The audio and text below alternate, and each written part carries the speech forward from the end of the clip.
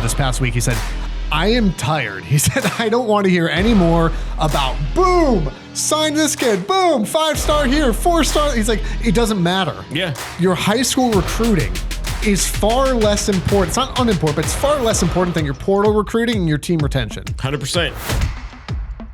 Let's talk about Ohio State.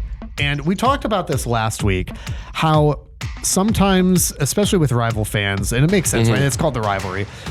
You'll look at transfer portal and you'll look at the transfer portal and you'll see just the sheer number of players in the portal. Yeah. And you'll start talking about rats on a sinking ship and a mass exodus and imploding and all this other stuff, forgetting that like 30% of college football players are or have been in the portal this offseason in a 2-week period.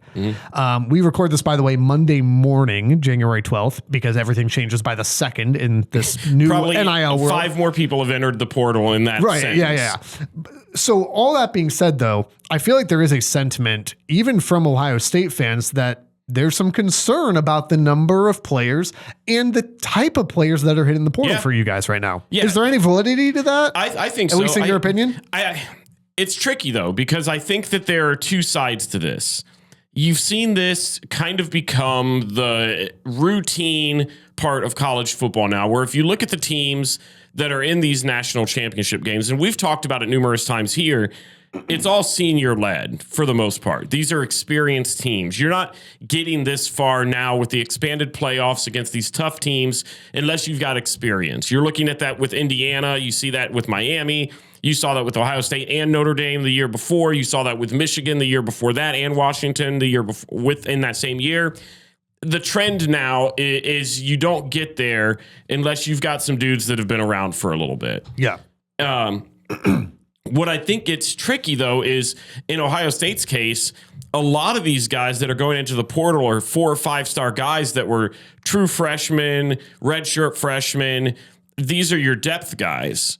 And guys that had a ton of potential are starting to go out. And we talked about it last week. And at the time, there wasn't really a ton of names that were overly concerning to me. I mean, you had a couple. Aaron Scott Jr., Bryce West was one that I threw out there. Jelani Thurman was a guy that I kind of understood, but would have liked to have seen him stick around. You had some guys on the offensive line that ended up going and entering the transfer portal.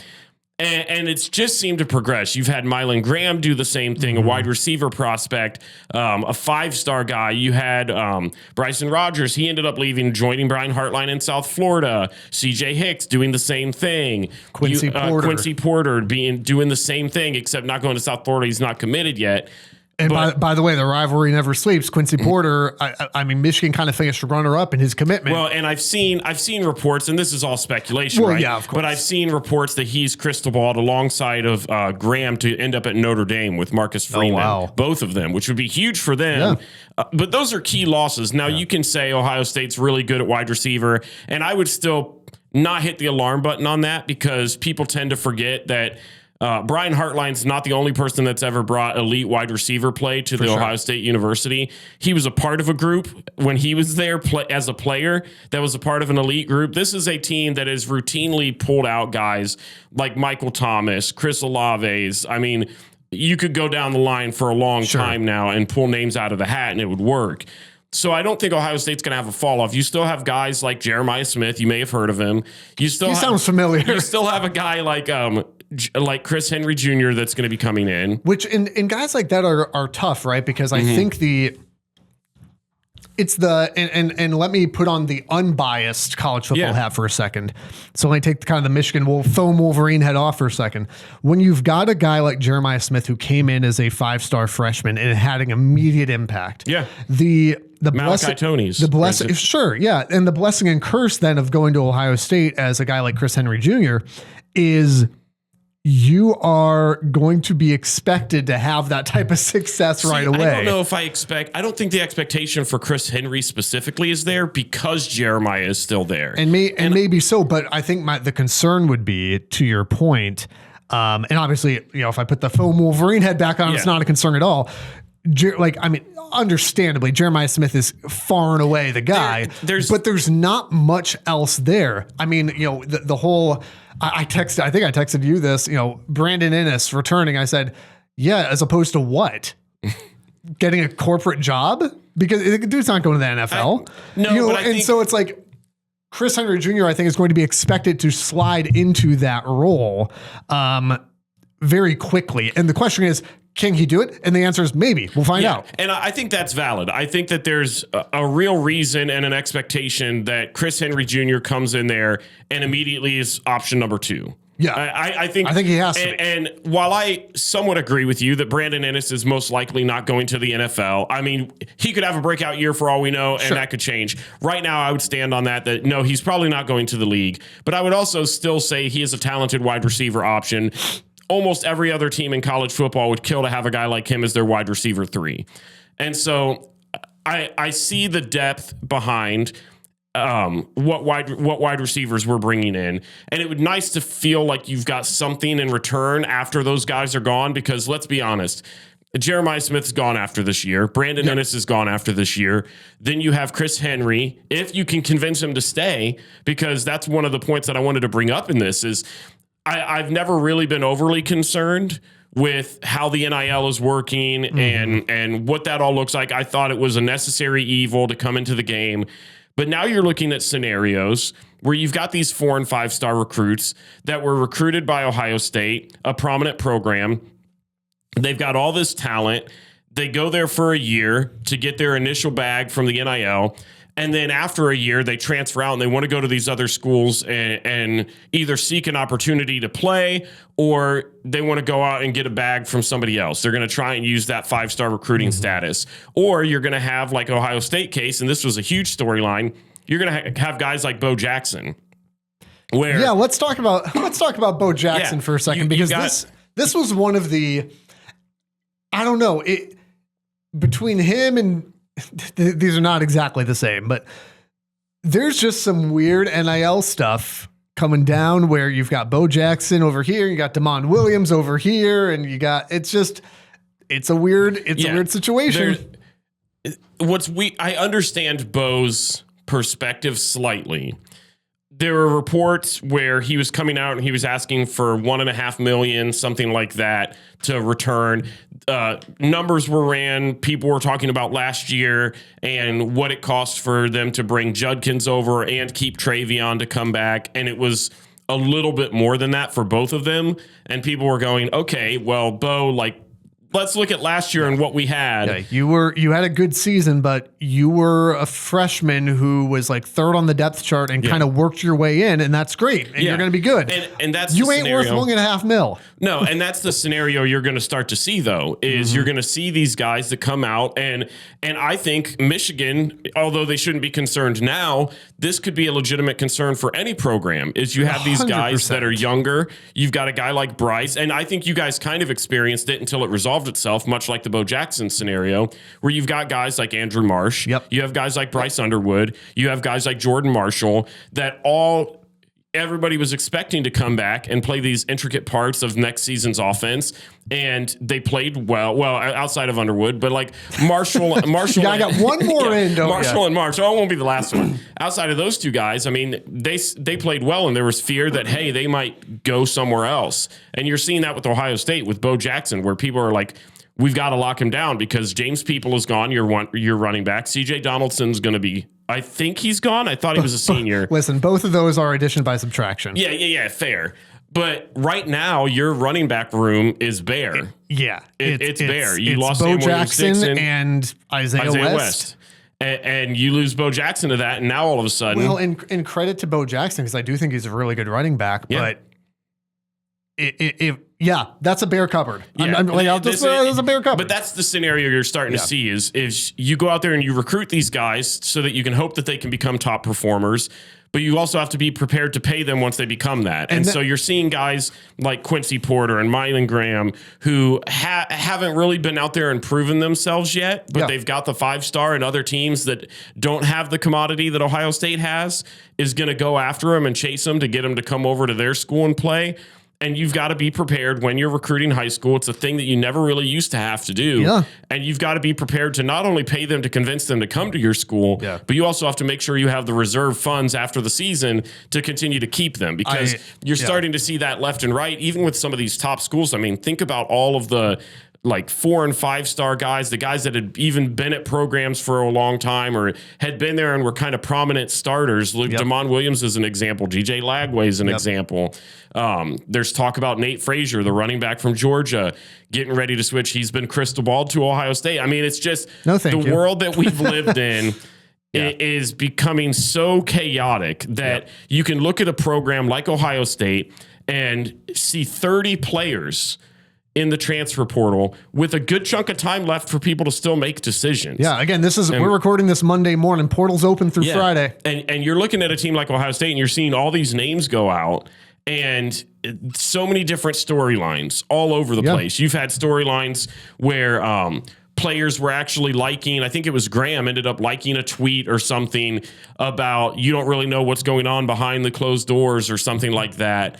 And people saying that he was frustrated with his role with the team. Then you have guys like Quincy Porter, where the reports are going out that he wanted to be wide receiver 1 at Ohio State. And that's why he was leaving, is because he wasn't there. And I'm looking at that and going, my guy, you've seen Jeremiah Smith play football, right? You were never. That's just not that it couldn't be your time eventually, but you weren't going to walk year right one. in You're not going to walk right in and take Jeremiah's spot. I think here's what it says to me, and I'm going to credit T-Bone over at 97.1 The Fan here in Columbus, because I number one, I think he does a phenomenal show.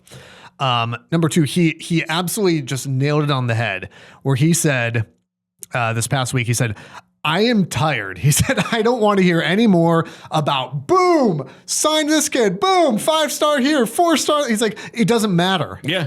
And I thought that was spot on. His point being, your high school recruiting is far less important. It's not unimportant, but it's far less important than your portal recruiting and your team retention. 100%. The game has changed. Like, recruiting doesn't stop. And you said this, recruiting doesn't stop once you get a signature. Yeah. It's retention now, because you can, number one, the stars are typically well overrated, right? Well, I mean, Brandon Ennis is an example of that. Look at Fernando Mendoza. Mm-hmm. I believe he was a 2-star coming out. He just won the Heisman, and spoiler alert, he is very likely to win himself a national championship. Mm-hmm. And be a top 2 pick in the draft. So does that mean that recruiters and all that don't know anything? No, that's not what it means, but it just means you cannot put all your eggs in that basket. Yes, you want to sign the 4 and 5-star kids. You want to sign the most talented guys you can find, 100%. Mm-hmm. But also, like to your point and to Bone's point and all that, it doesn't matter nearly as much. So yes, you want to land if you're in a recruiting battle for a 5-star against Ohio State or against Michigan, depending on what side you're on. Yeah, of course you want to sign that kid because he's probably a really talented kid. But once he's there, you now also have to try to make sure that you keep him there, because you can look and go, well, man, our recruiting class here wasn't very good. What are we going to do? And then you go into the portal and you go, okay, well, what if we just went and got that guy? Yeah. Okay. 100%. Now, that's a way oversimplification, but it's also, there's a lot of truth to it too. I remember in the off season, I think it was Klatt was talking about how, and at the time I agreed, and I don't think I do anymore. And I'd be curious to hear his thoughts on that too. Where he talked about putting a roster together is like building a boat, and the transfer portal is putty. You want to use the putty to patch the holes that you have, but you can't build the whole boat out of it. I disagree. I feel like I would have like I agree. I agreed at that point. I was like, oh yeah, that makes sense. But I'm looking at it now, going, I don't know that that's true. Yeah, because I'm looking at guys, and not that the whole team is built out of that necessarily, right? We had North Carolina as an example, right? Where it's like, this doesn't work.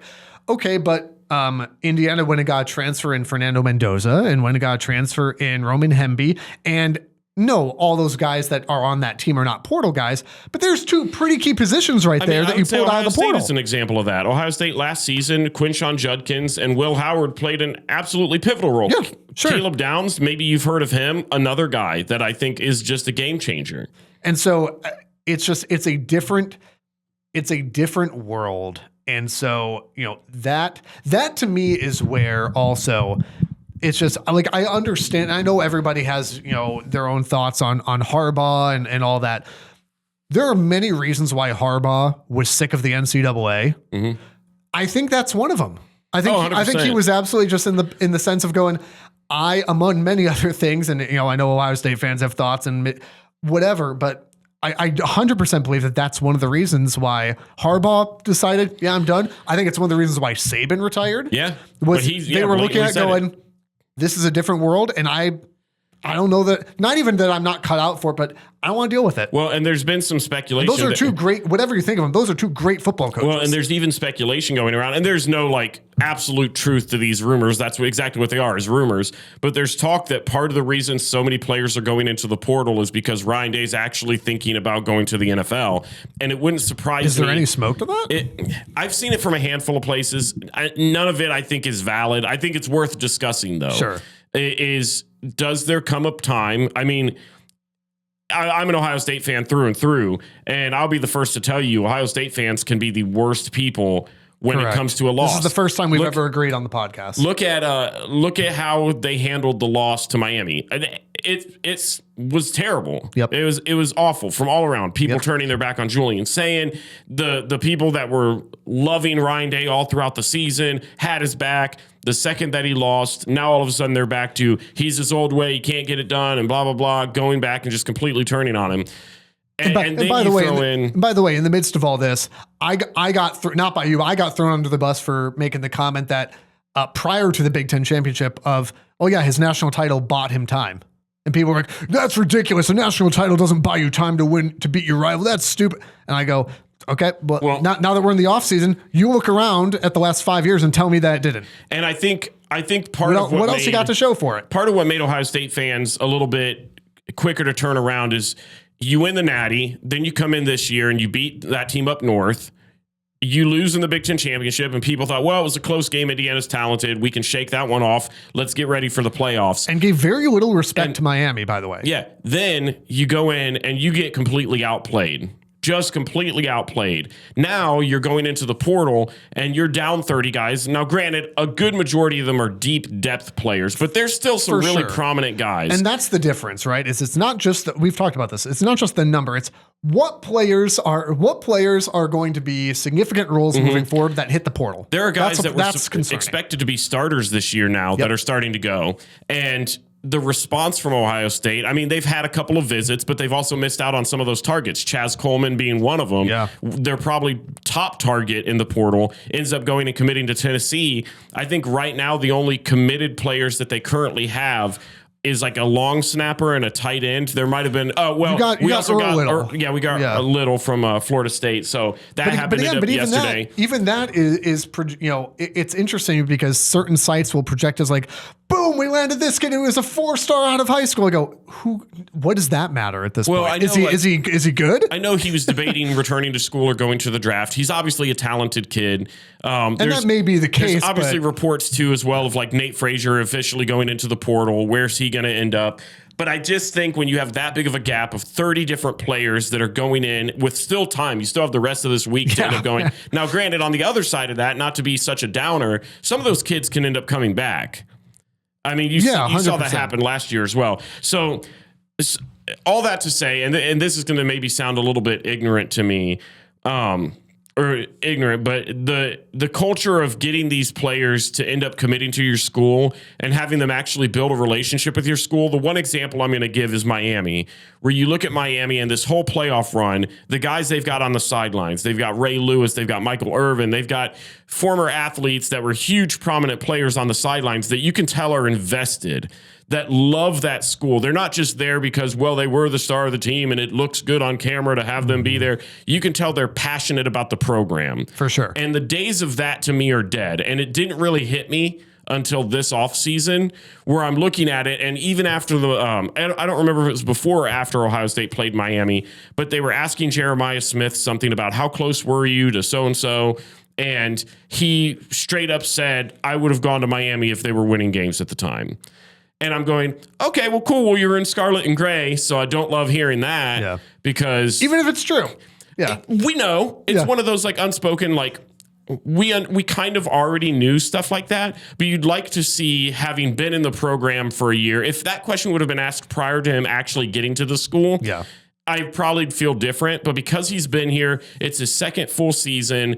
I feel like at some point you have to have bought into the brotherhood in some way and say, yeah, I would have done that. I don't regret my decision. And maybe he did at the end. I didn't catch the second part of it, but I'm looking at just the culture shift, and I'm going, you're no longer getting kids that are going to buy into your program. It's how much can you pay them to come to your school? And at the risk of being like old man yelling at clouds, it's like that, like that's a problem, right? Like I'm not going to begrudge any kid, and we'll talk about Michigan here in 20 seconds. But like, I'm not going to begrudge any kid who's like, I want to go get my money. I want to go to a place where I can start. I get that. Yeah. But I also think that, dare I say, if I'm going to soapbox for half a second, like we're an instant gratification society, and it does not bear well. I don't think. I think we're in a microwave culture where it's like, I want this and I want it now. And there are situations where I go, yeah, okay, it makes sense for this kid to transfer, and it makes sense for you to go do this. And there are other situations where I go, you just want it, you want it now, and you need to be patient. You need to wait. You need to, like, it builds character, you know, like it's that old man yelling at clouds thing, but I truly believe that. I look at guys like Quincy Porter and that, where they're talking about they want to be wide receiver one. And I'm just sitting there a little bit frustrated, to be honest, because obviously I'm no Division I athlete, but I mean, I played sports in high school and I'm a competitive person. I know there's going to be people that roast that, but I think when you're a true, real competitor, you want to beat that guy. You want to you want to earn it, not just I'm going to go somewhere where it's easier to become the number one guy, because where's the growth in that? Yeah. And so I'd like to get back to a place where these kids, as talented as they are, got to learn the work ethic of I'm a freshman. I'm not going to go. And it's the same thing with a job in the real world. You're not going to go into a new place. You're not going to go into a new place and immediately be the number one guy. I mean, very rarely. You've got to go there and you got to earn your stripes. And so seeing guys that are these 5 stars that have so much potential, that get to be at a great program like Ohio State, that's pumped out NFL wide receivers left and right, even before Brian Hartline was there, to see them leave and then hear quotes about how they want to go somewhere where they can be an immediate impact. And I'm going, you had that chance here to go to practice and to beat out the guy in front of you, and you didn't. And so while I'm sad that I don't get to see you live up to your potential here, there's also the little bit of a petty side of me going, I don't know if you were cut for the cloth. Yeah. And the Rivalry Podcast is part of the Varsity Network from Learfield and the River Podcast Network from River Radio Ministries. New episodes out every Monday. Be sure to subscribe, rate, and review wherever you're listening right now, and follow on social media at RivalPod and RivalPod.com. And if you like what you hear, share with a friend so they can listen too.